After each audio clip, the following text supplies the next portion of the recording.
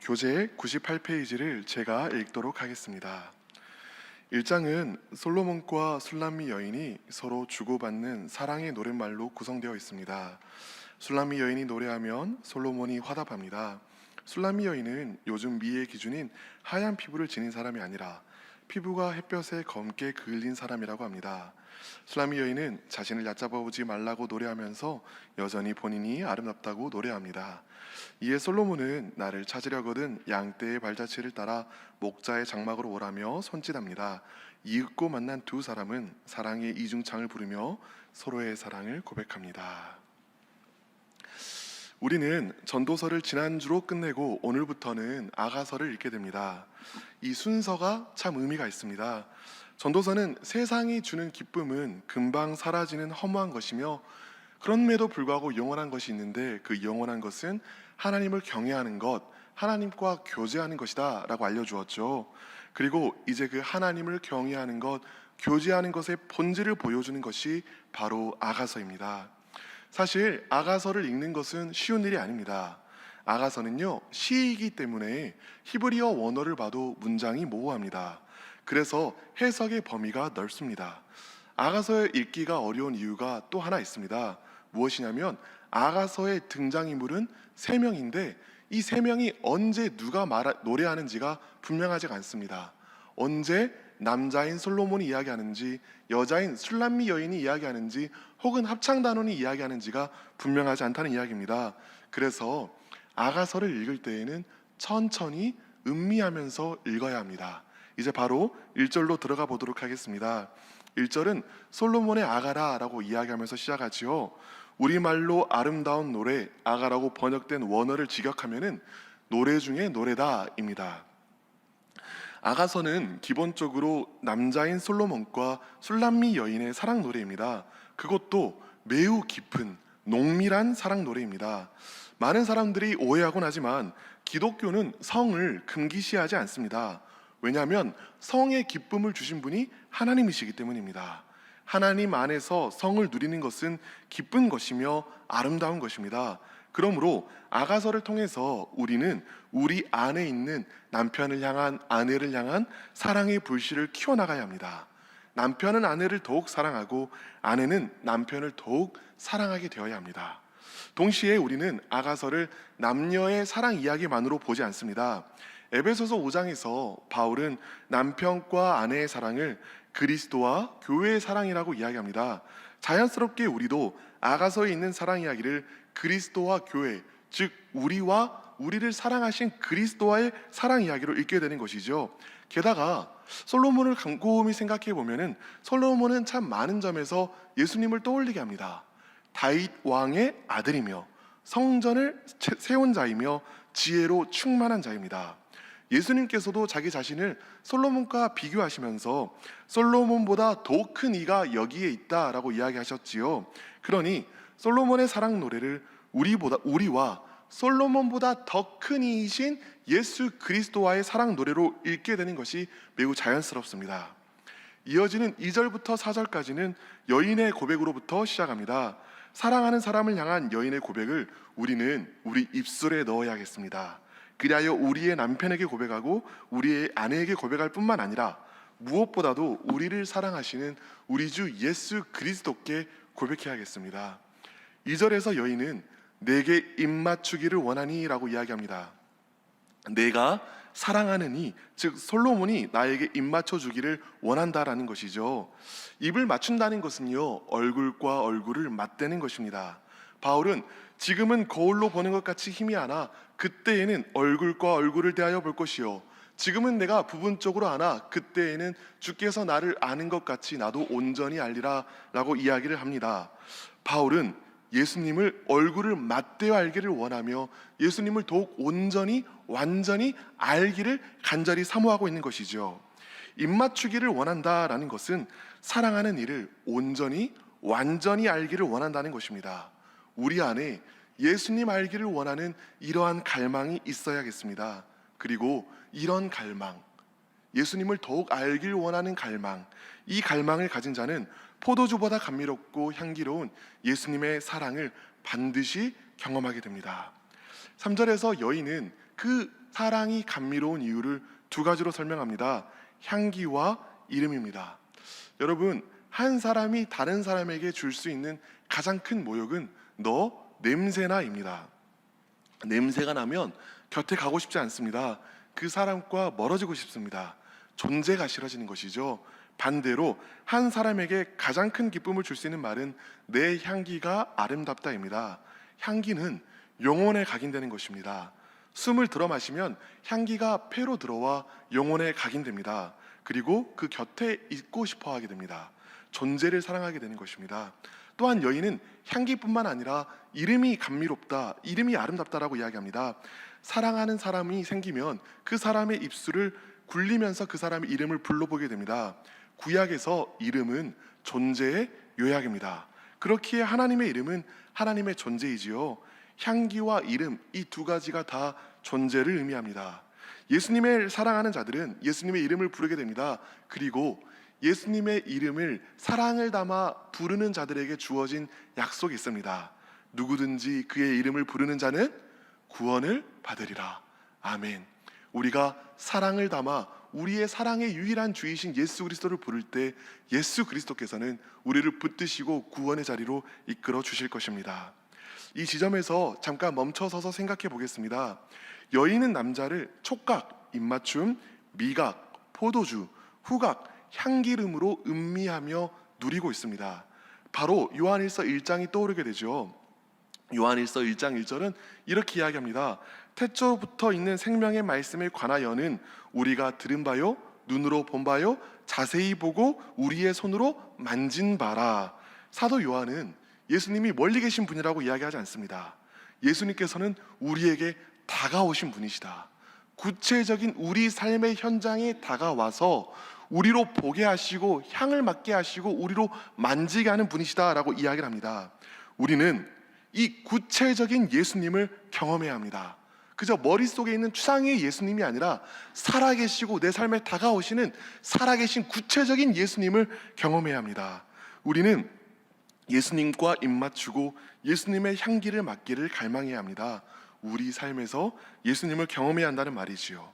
그렇다면 우리는 어떻게 예수님을 우리 삶에서 경험할 수 있을까요? 오늘 아가서를 통해 주님을 만나는 두 가지 방법을 살펴보려고 합니다. 먼저는 4절을 보겠습니다. 왕이 나를 그의 방으로 이끌어 들이시니 너는 나를 인도하라. 4절에서 여인은 왕이 자신을 그의 방으로 이끌어 들인다고 말합니다. 여기서 말하는 그의 방은 물론 침실이지요. 침실은 깊은 사랑이 맺어지고 이루어지는 곳입니다. 그리고 서로가 서로를 깊이 알아가는 공간입니다. 성경에서 알다라는 말은 히브리어로는 야다라고 이야기를 합니다. 이스라엘 사람들에게 야다는 지식적이고 논리적으로 머릿속에 입력하는 것이 아니라 경험적이고 실체적으로 내가 알아가는 것을 뜻합니다. 그래서 성경에서 야다가 처음으로 쓰인 곳이 창세기 4장 1절인데요. 여기서 아담이 그의 아내 하와와 동침함에 하와가 임신하여, 여기서 동침함에가 히브리어 야다, 알다가 쓰였습니다. 이것이 바로 아가서와 연결됩니다. 솔로몬이 사랑하는 여인을 침실로 이끌었다는 것은 무엇일까요? 자신을 알도록 내어주기를 원한다라는 것이죠.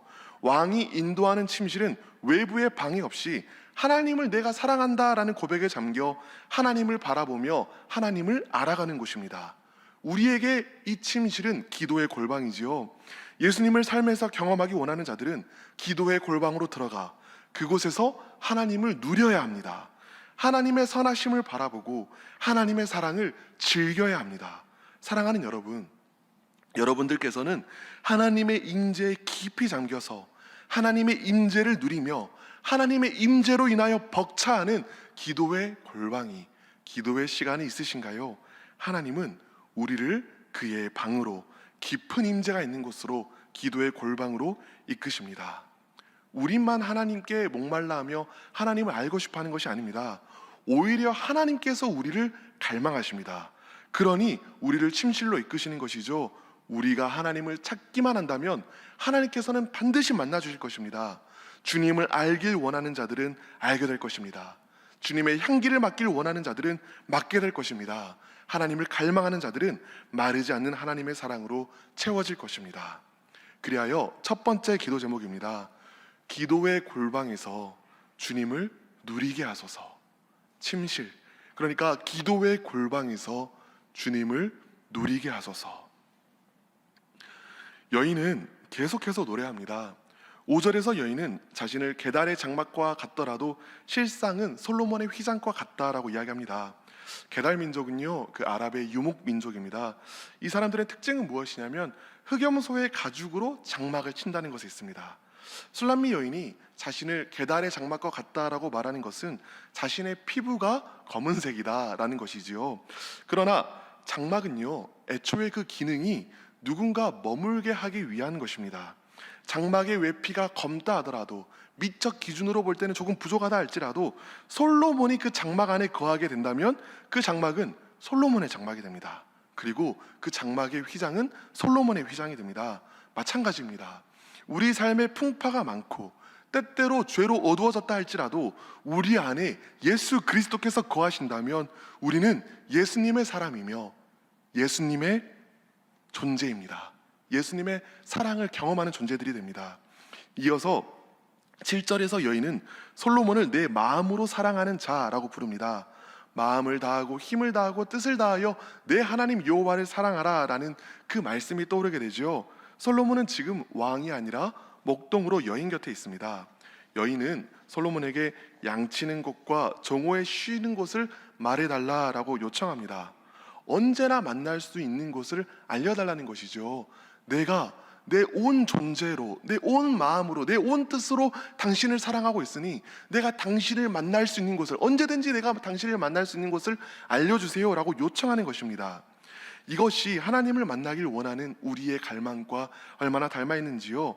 그때 이렇게 대답합니다.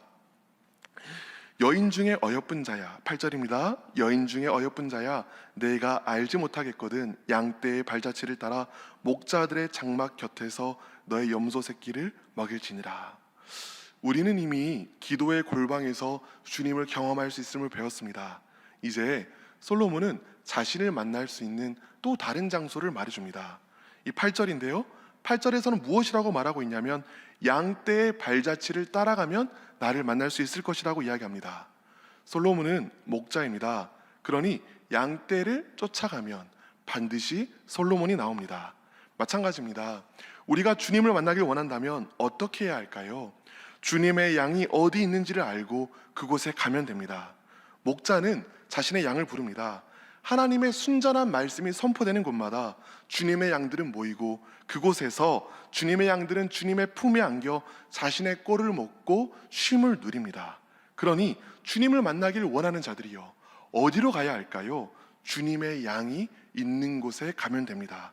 성도의 공동체된 교회에 주님께서 계십니다. 어떤 이들은 기도의 골방만을 강조합니다. 코로나 시대에 더욱 그렇습니다. 그러나 주님께서는 두세 사람이 내 이름으로 모인 곳에 나도 너희와 함께 있다라고 말씀하셨습니다. 또 오늘 본문에서 양들 사이에 내가 있다라고 말씀하셨습니다. 주께서 계시겠다고 한 곳에서 우리는 주님을 찾아야겠지요. 오늘 양들이 주님의 이름으로 모인 곳에 목자 되신 주님이 계신다고 말씀하고 계십니다. 말씀이 그러하기에 우리는 믿음의 눈을 열어야 합니다.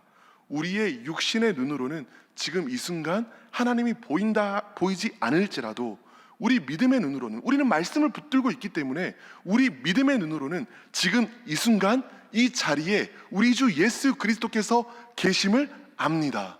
믿습니다. 또 봅니다. 이것이 우리가 힘써 모여야 하는 이유입니다. 두 번째 기도 제목입니다. 믿음의 눈을 열어 교회에 임하신 주님을 보게 하소서. 믿음의 눈을 열어 교회에 임하신 주님을 보게 하소서. 목자는 어디에서 자신을 만날 수 있는지 두 가지 차원으로 설명해 주었죠. 침상에서, 그러니까 기도의 골방에서, 또 양떼가 모인 곳에서, 그러니까 교회에서 자신을 만날 수 있다라고 말해 주었습니다. 그 이후로 9절부터 11절까지 솔로몬은 여인의 아름다움에 대해 경탄하기 시작합니다. 그리고 9절에서는 여인을 바로의 병거에 준마라고 합니다. 말 중에 가장 아름다운 말이라는 것이죠. 그리고 10절과 11절에서는 여인을 더욱 아름답게 장식하여 주겠다고 말합니다. 우리를 더욱 아름다운 자로 이끄시고 성화시키시길 원하시는 주님의 뜻이 보입니다. 12절에서 다시 여인이 이야기를 시작합니다. 장소는 다시 침상으로 이동합니다. 여인은 왕이 침상에 앉았을 때 나의 나도기림이 향기를 뿜어냈다라고 말합니다. 향기의 근원이 무엇일까요? 13절을 보면 여인은 자신의 향기가 어디로부터 나오는지를 말해줍니다. 나의 사랑하는 자는 내 품 가운데 모략 향주머니요. 솔로몬의 향기가 그녀가 내뿜는 향기의 근원이 됩니다. 모략은요, 시체에 발라서 악취를 덮을 만큼 강한 향이 나는 향수입니다. 그래서 예수님의 시체에도 모략을 발라서지요. 모략을 오래 품고 있으면 모략의 향기가 몸에 배입니다. 마찬가지로 그리스도를 품고 있는 사람들에게는 그리스도의 향기가 납니다. 그래서 바울은 자기 자신과 복음을 전하는 자들에게, 우리는 구원을 받는 자들에게나 망하는 자들에게나 하나님 앞에서 그리스도의 향기이다 라고 말할 수 있었지요. 또한 14절에서 여인은 솔로몬을 엔게디 포도원의 고벨아송이라고 이야기합니다. 고벨화 역시 향기로운 꽃입니다. 그런데 히브리어에서 고벨, 그러니까 원어로는 코페르는요, 덮개, 무엇을 덮는 덮개라는 의미도 있고 희생제물이라는 의미도 있습니다. 이렇게 생각해 보면 모략과 고베라 꽃향기의 의미가 더욱 분명하게 다가오는 것 같습니다. 이는 흡사 우리의 희생제물, 코페르 되어주신 예수 그리스도께서 회칠한 무덤같이 썩어서 악취나는 우리의 죄를 덮어주시고 우리에게 향기나는 그리스도의 의의 옷을 입혀주는 것과 같습니다.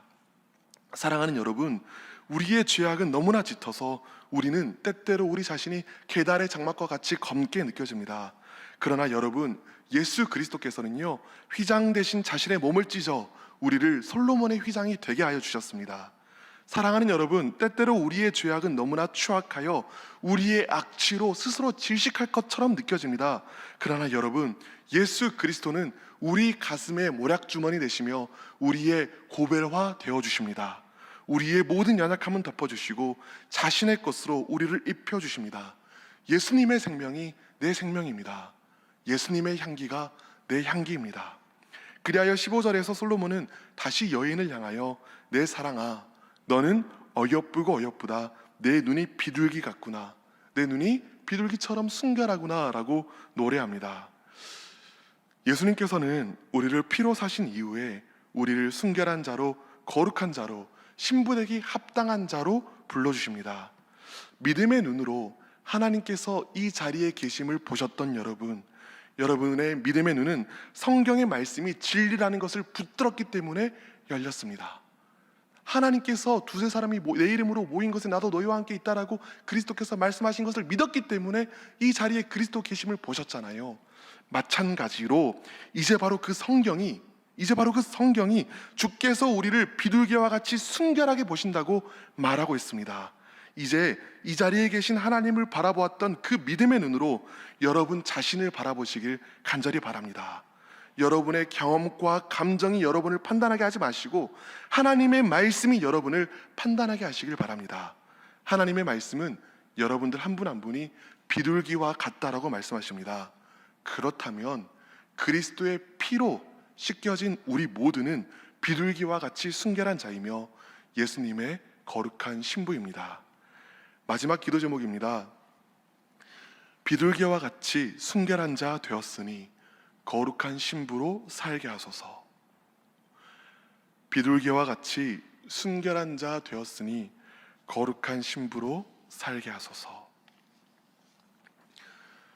이제 다 함께 다음 세 가지 기도 제목으로 함께 기도하겠습니다. 하나님, 기도의 골방에서 주님을 누리게 하여 주시옵소서. 주님의 사랑을 음미하게 하여 주시옵소서. 하나님, 믿음의 눈을 열어 교회에 임하신 주님을 보게 하여 주시옵소서. 교회에서 주님을 만나게 하여 주시옵소서. 하나님, 비둘기와 같이 순결한 자로 우리를 씻어주셨으니 거룩한 신부로서 주님께 합당하게 살게 하여 주시옵소서. 또한 내년 목회 구상 중이신 위임 목사님을 위해서도 함께 기도하겠습니다. 주여 믿습니다. 주여 믿습니다. 주여 믿습니다.